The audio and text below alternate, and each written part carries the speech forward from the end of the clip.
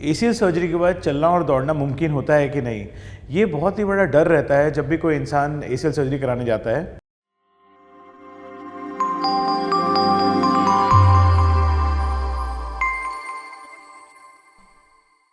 नमस्कार दोस्तों, मेरा नाम डॉक्टर संदीप सिंह है और ये आप मेरा ऑफिशियल यूट्यूब चैनल देख रहे हैं, डॉक्टर संदीप सिंह ऑफिशियल। इस वीडियो को अगर आप एंड तक देखेंगे तो आप समझ पाएंगे कि एसीएल के बाद जो चलना होता है या एसीएल के बाद दौड़ना किस प्रकार से करना होता है और क्या क्या हमें प्रिकॉशंस लेनी होती है। तो दोस्तों, अगर आप हमारी वीडियोस देखते हैं तो आपने पहले भी देखा होगा कि जो एसीएल होता है वो हमारे घुटने के अंदर एक लिगामेंट होता है जो हमारे घुटने की ऊपर और नीचे की हड्डी को पकड़ के रखता है। कई बार खेलते समय या बाइक एक्सीडेंट में ये लिगामेंट अगर टूट जाए तो उसके लिए हमें एक माइनर ऑपरेशन करना पड़ता है जिसे आर्थ्रोस्कोपिक सर्जरी यानी कि दूरबीन द्वारा ऑपरेशन कहा जाता है।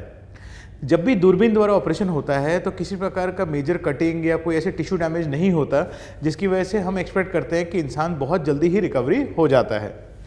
हम देखते हैं कि जो एसीएल वाले पेशेंट होते हैं वो जनरली 18 से 30 साल के बीच के लड़के हैं या लड़कियां होती हैं, तो बहुत यंग होते हैं, तो उनके मन में बहुत डर होता है कि हम चल पाएंगे कि नहीं, दौड़ पाएंगे कि नहीं या खेल पाएंगे कि नहीं।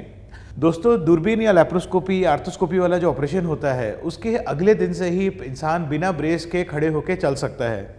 बिना ब्रेस के हम इसलिए चल पाते हैं क्योंकि जब हम ऑपरेशन करते हैं तो अंदर ही आपको एक इंटरनल ब्रेस नाम की फाइबर टेप लगाई जाती है।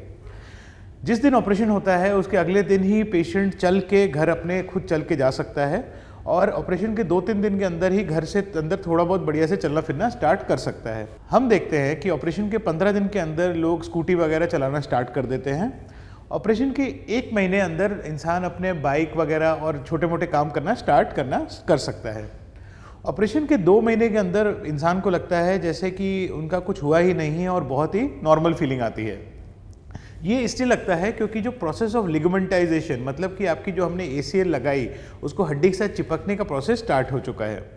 अराउंड 12 हफ्ते जब होता है तो ये प्रोसेस पूरा कंप्लीट हो गया होता है, यानी 3 महीने बाद हमें पता है कि घुटने के अंदर हमने जो लिगामेंट लगाई वो अब आपके घुटने का पार्ट बन गई है।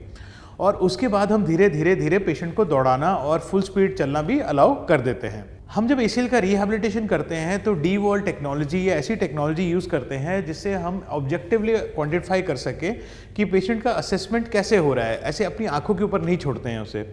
जब हम ऑब्जेक्टिवली असेस करते हैं तो हम समझ पाते हैं कि पेशेंट का रिकवरी कैसे है और किस तरह वो आगे दौड़ या खेल पाएगा।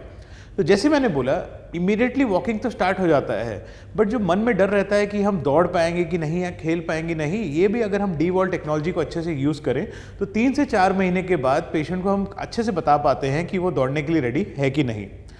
हम बहुत ह्यूज नंबर में एसीएल सर्जरी करते हैं, तो जब हम देखते हैं कि एसीएल के 4 से 5 महीने बाद इंसान हम अपने स्पोर्ट्स में वापस जाता है तो जो पहले जैसे चोट लगने से पहले जिस तरह वो खेलता था या खेलती थी उस तरह से वो खेलता है।